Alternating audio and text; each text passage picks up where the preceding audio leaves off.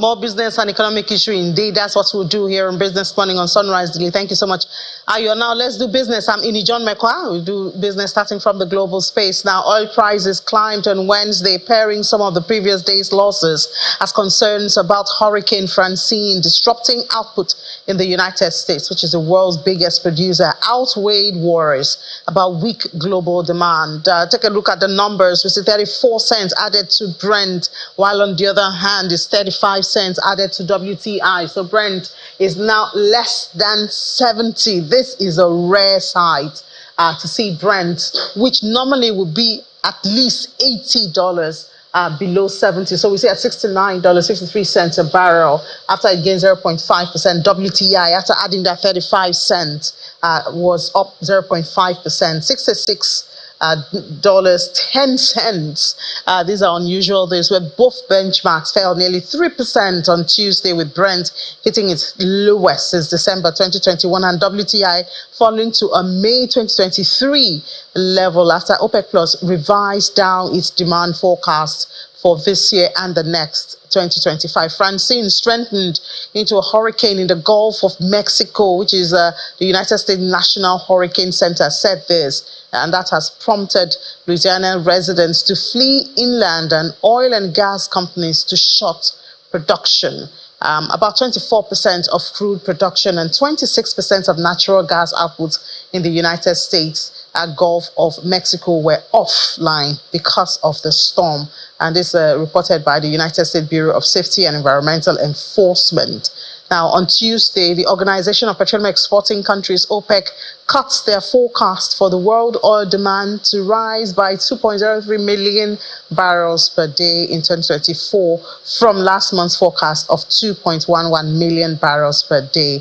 This was released in the monthly report, and OPEC also cut its 2025 global demand growth estimate and to 1.74 million barrels from 1.78. But the United States Energy Information Administration says that demand is set to grow to a bigger record this year, while output growth will be smaller than prior forecasts. So oil prices were also supported by withdrawal in the United States crude inventories. U.S. oil crude stocks fell 2.793 million barrels per day for the weekend at September 6, while gasoline inventories declined 517,000, according to American Petroleum Institute figures. Now, talking about that monthly report from the Organization of Petroleum Exporting Countries, they also gave us the numbers for Nigeria, among other countries, but at least look at Nigeria. And it's good news for Nigeria because we see production for the month of August went up 3.4% to 1.352 million. I mean, we thank God for this. We hope it's sustained. So for average crude, daily production of crude went to 1.35352%. After it gained 3.42%. So this would help, obviously, in a whole lot of situations. I mean, we know that local refiners are looking for crude now. The Dangote, the modular refineries are looking for crude. So if this increases, obviously, we'll have more crude to take care of the debts that the country is owing and still take care of the domestic demand. Nigeria's crude oil production increased by 45,000 barrels. That's what it added. That's what the 3.4% turns to in barrels. Now, let's see the Naira close for yesterday. There was no CBN intervention in the market yesterday. And unfortunately, what that means, the Naira dropped again. So we see that the Naira went from 1,580 Naira 46 kobo to 1,637 Naira 59 kobo, dropped by 3.61%. Because there was no intervention. We know there was intervention the day before. That means that the Naira lost about 57 Naira 13 kobo. That's what the Naira lost on NAFEM, unfortunately. NAFEX, on the other hand, just a mild increase, but I mean, you would see that now brings it to the same, because the day before it was a flip inverse relationship that we had there. There was an intervention today. So we'll see what happens at the close of trade today.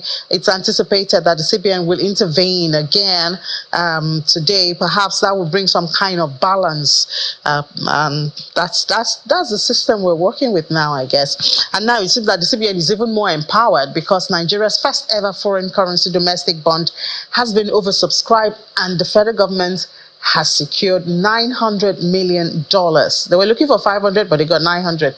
The Minister of Finance and Coordinating Minister of the Economy, Mr. Waledu, notes that the oversubscription reflects investor confidence in Nigeria's economic stability and potential for the growth. That's Mr. Waledu explaining that the successful issuance of the domestic dollar bond marks a significant step in the government's efforts to deepen economic growth and promote financial inclusion. The proceeds from the bond, very important, is going to be allocated to critical economic sectors as approved by President Bola Ahmed Tinubu. That's what the statement from the finance minister says. And the $500 million domestic bond with a 5-year maturity and a 9.75% coupon is the first tranche of $2 billion. That's what they hope to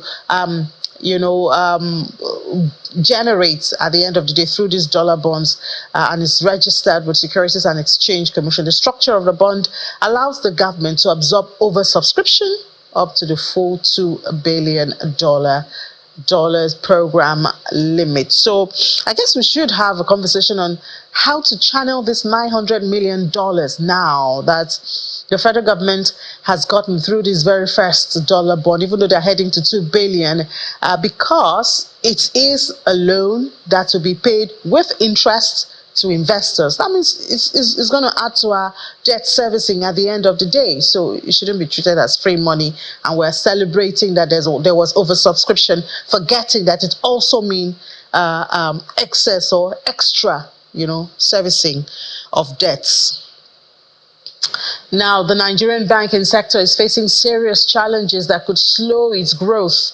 That's according to the chairman of UBA Group, Mr. Tony Elumelu. Mr. Elumelu says that high regulatory and compliance costs are putting pressure on banks and could hurt their ability to boost economic growth. Mr. Elumelu made the statement during the keynote speech at the Chartered Institute of Bankers of Nigeria's 17th Annual Banking and Finance Conference. Mr. Elumelu warns that regulatory hurdles need urgent attention and calls on government agencies, regulatory bodies, and banking institutions to engage in meaningful dialogue to create a more supportive environment for the sector. And of course, the banks are still having to deal with recap on one hand and the 70% windfall tax on the other. Now, still talking about the financial institutions in the country, the chairman of the Economic and Financial Crimes Commission, Mr. Ola Olukoyede, has announced that the commission will soon be prosecuting bank executives involved in corruption. He was speaking at the same event, the 17th Annual Conference of the Chartered Institute of Bankers of Nigeria.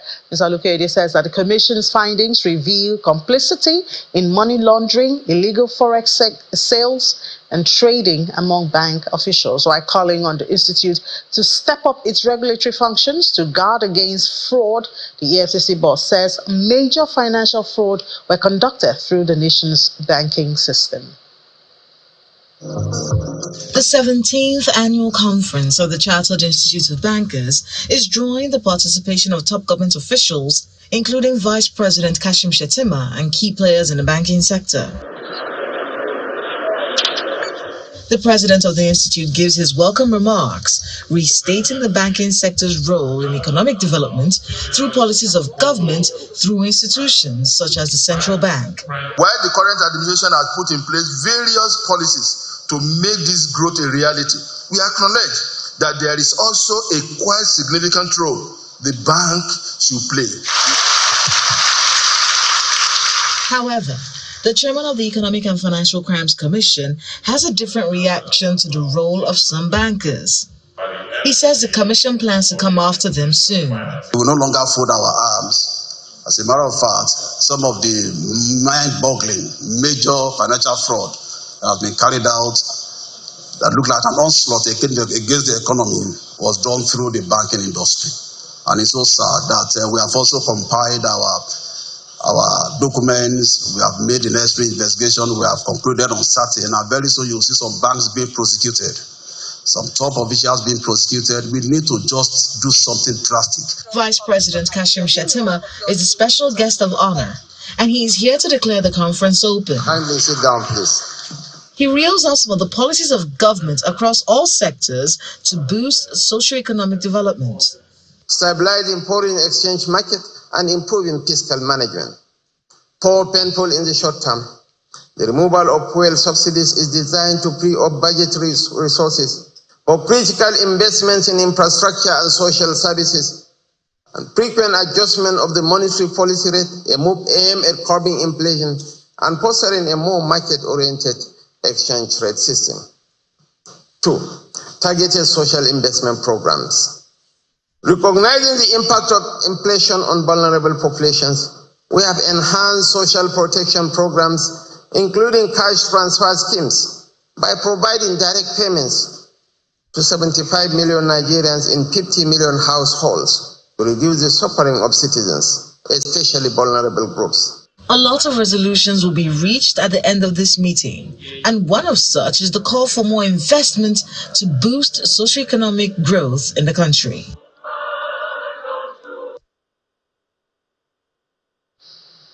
So let's take a break now. When we come back, the realities of operating as an exporter in Nigeria. We'll get a first-hand experience from the Managing Director and Chief Executive Officer of Starling Global and Ideal Limited. That's after the break. Stay with us.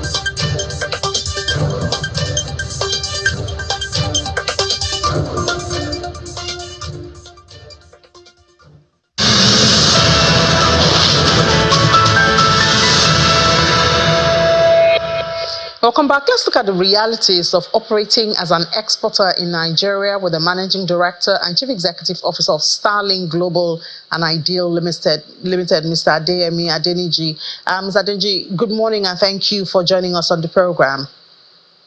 Good morning. Thank you. So do share with us your experience. We've been preaching the gospel of ease of doing business. We've had a one-stop shop for exporters. I want to get commodities out of the country. And you've been in this business, you're known for this export business, especially when it comes to agricultural produce. Share with us some of your experience and realities at this time. Well, thank you very much. It's a bit different from what it used to be, because you now have the custom doing very well, the MPA doing very well, but we have other issues that are not related to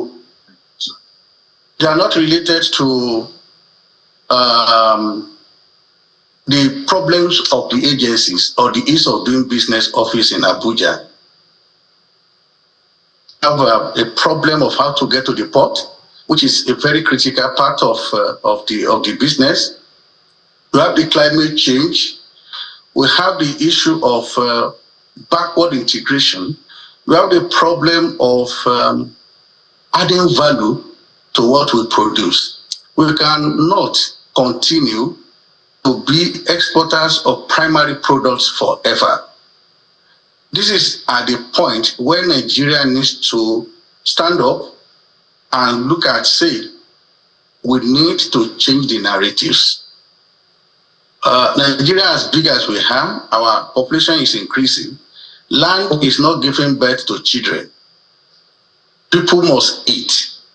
There's food insecurity because decades of neglect has taken us to where we are today. And we cannot continue to assume that it's going to get better without doing something about it. I think it's getting more difficult than what it used to be. Unfortunately, but I mean, I note you said that the agencies and all of that has improved. We are now looking for how to add value and all of that. But what's stopping this process?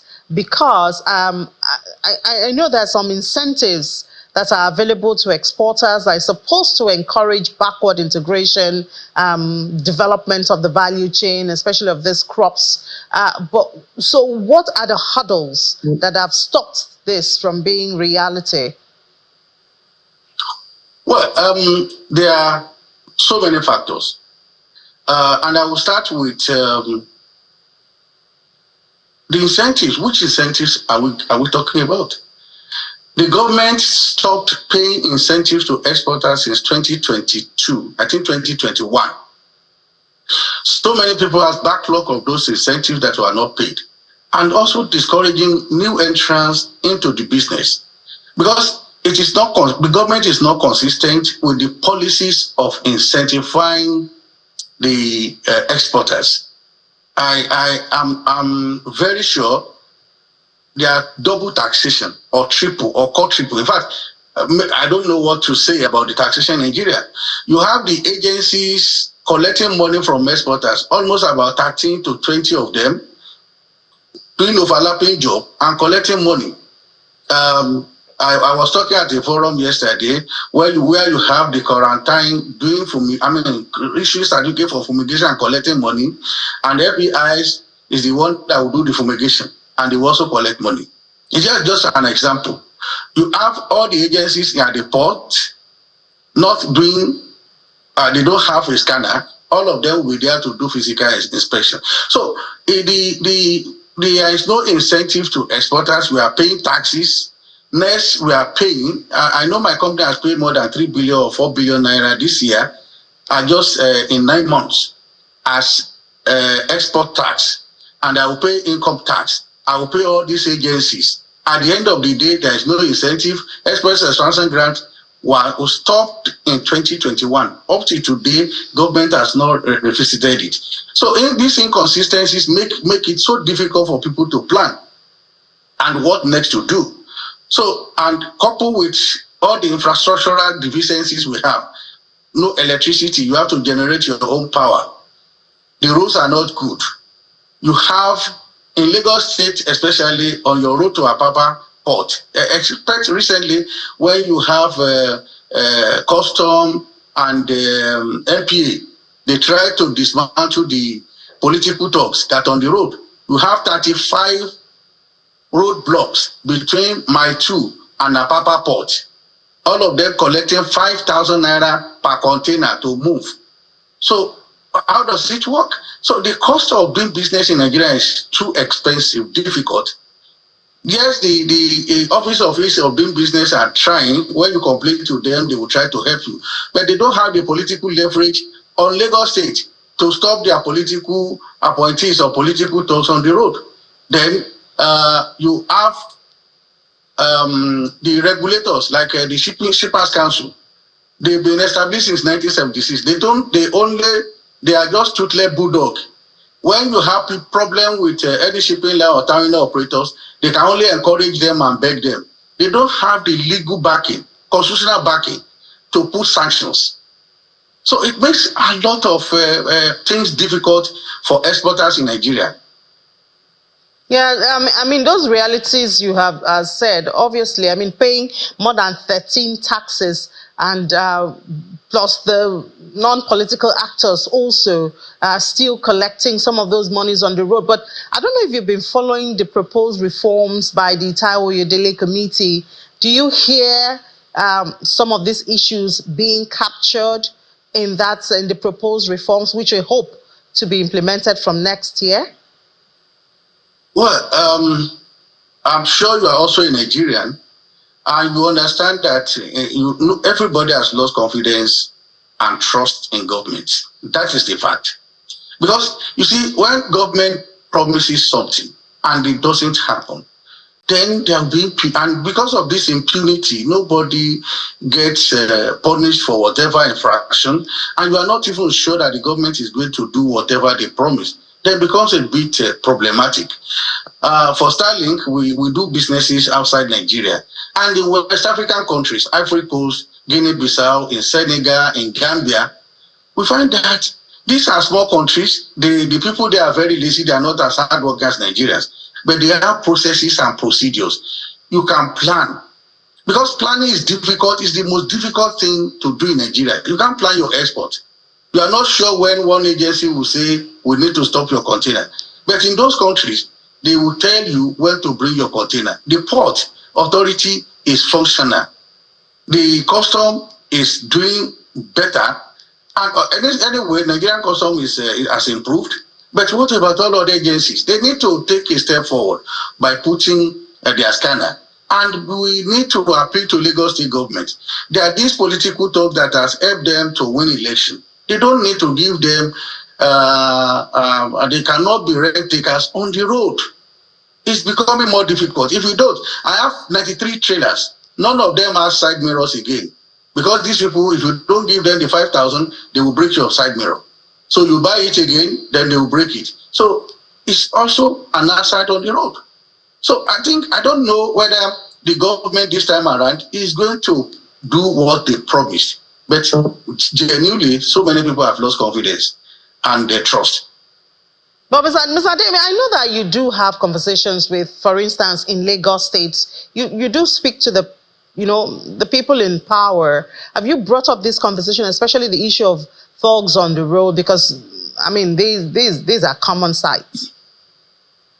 Yeah, let me just give you an example. The present representative of Mushin is a member of House of Rep now. He was formerly the special advisor to Governor of Lagos State on transport, Honorable Fanyinka. This guy really did a lot of work. At one point, me and him, they arrested some guys on the road to Apapa, handed them over to the police. And the police released them the second day on the order from above. Then you have the issue we have is, even we have the agencies, Air Force, police, and all other agencies like that. They use these civilians to collect the money. They won't be on the road, but they use them. There are those people behind them. You have the police monitoring team that always be behind. They will use those thugs to rake in the money. And when we find out that there's nothing anybody can do about them, at that level of a special advisor to governor on transport, do not do anything.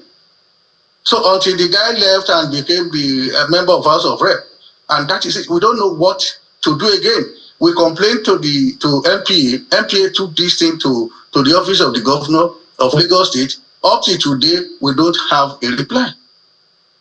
So it is, I think they need to, what they prioritize is the political patronage of those thugs than the economic development of the country. Well, that's unfortunate, but I'll promise you that we're going to, try and follow up. I mean, we're in Lagos State, and I do believe that the governor has a listening ear. Governor Babajide Sanwo-Olu, he listens. So we will reach out to his representatives and try to get this message across and get some reaction from them. But I mean, we have just a little bit of time, but it's also important to talk about the value adding, instead of exporters selling out primary commodities. Shouldn't that be job and employment and investment for the private sector instead of putting it on the table of the government again? God will bless you so much. It's one of the things I told the bankers yesterday, that the bankers should understand that this country belongs to all of us. If it sinks, all of us will sink. this is the right time for us to do value addition. Let me just give you a statistics. West Africa produces about 70% of cocoa in the world. The combined income of all of us, 70%, was 11 billion naira in 2022. The combined profit of chocolate makers was $164 billion. I mean, $11 billion in 2022. And the combined profit of all the chocolate manufacturers in the world, statistics you can check, was 164 billion because they are adding value. There are so many opportunities in this country. How do you explain where, in a situation whereby we produce cocoa in Africa, in West Africa, but we sell them in Europe? Why can't we have a structure that will create warehouses, keep this cocoa here? Cocoa cannot get bad for a period of 1 year if they are kept properly. Then it will even also prevent gluttony in Europe. And it will also help value addition. If we do that one, Ivory Coast is producing, is grinding about 13% of the cocoa today. Nigeria doesn't even have up to 10% of our production. Our production is too low. 233 million people will produce only about 253,000 tons. Ivory Coast with 31 or 32 million people, they produce about 2.3 million tons. So we need to change the narrative, change the direction we are going. We have 60% of youths and they are not engaged. Definitely, they will have to look for something. That's why you see a lot of crime going up. We don't have any business with poverty in Nigeria. Every side of every part of Nigeria can do very well in agricultural commodities. Jigawa State, Kano State, Kogi, they produce sesame seed, ginger, all these commodities are banned in this country. But the government has abandoned it, and they are not looking at this backward integration and future and the forward integration. Until we start to do that, we are not likely to know, our economy is not going to grow. So I guess it is compulsory that we should start to look at backward integration, because for industrial development, you need the raw materials. We cannot be importing raw materials. Then for forward integration, we need the basic necessities like power, which is very important. Governments need to be consistent in whatever they promise. Export expansion grant, you just don't take money from people and you are not giving them what you promised. It is discouraging so many other foreigners from starting a business in Nigeria. And we cannot be shipping our job to all other countries by only exporting primary products. All right, Mr. Adeniji, so I guess what you're trying to say is the government has the responsibility to make the environment friendly enough for the investors or private sector to operate. But thank you so much.